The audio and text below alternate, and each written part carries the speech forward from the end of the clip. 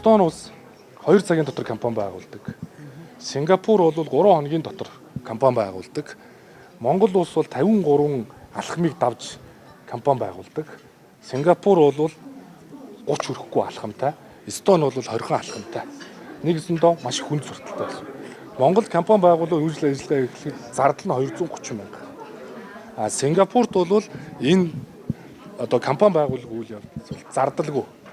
Тэгэхээр ийм нөхцөлд бол бизнес эрхлэхэд бол маш их хүндрэлтэй байна гэдгийг бизнес эрхлэгч нар бол өөрсдөө дурдж байна.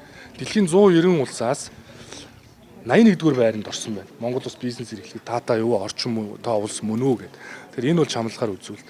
Тэгсэн чинь дэлхийн 100 оронтой харьцуулсан чинь компани байгуулах зөвхөн эхний процессороо 81-т буюу сүүл мөшгөж чинь гэсэн. Маш их хүн зурдалтай. Компани байгуулахын тулд, компаниа бүртгүүлэхийн тулд, зөвшөөрөл авахын тулд заавал наборж ихэр барьдаг. Компаниуд татварт зүгээр татвараа төлөхийн тулд татврын байцаагч таних шаардлагатай. Зүгээр нэг гайлаар орж ирсэн бараа бүтээгдэхүүн авахын тулд гайлын байцаагч ах トゥ утэй байх ёстой. Ийм хараат байдал бол цаашдаа энэ авилга ашиг сонирхлоос ангид байлгах, энэ авилгатай тэмцэж байгаа засгийн газрын бодлого шийдвэр сөргөөр нөлөөлнө. Үүнийг технологийн зарчмаар л шийднэ.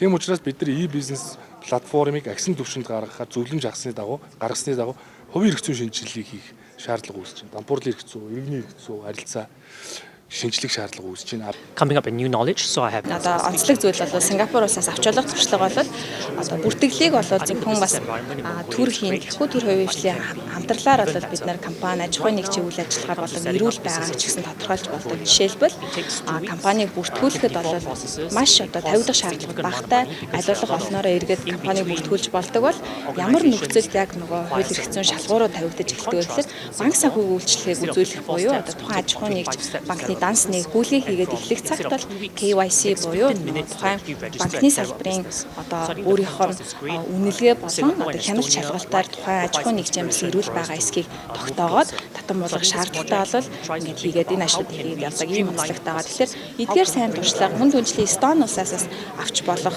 15% минутын ч гэсэн компани бүртгүүлдэг энэ процессуудыг харьцуулан үзээд Монгол улсад хамгийн тохиромжтой процессын оновчлол дахин инженерчлийн загвар нь юм байна гэж өнөөдрийн арга хэмжээгээр танилцуулж байна. We are trying to simplify the process in a way.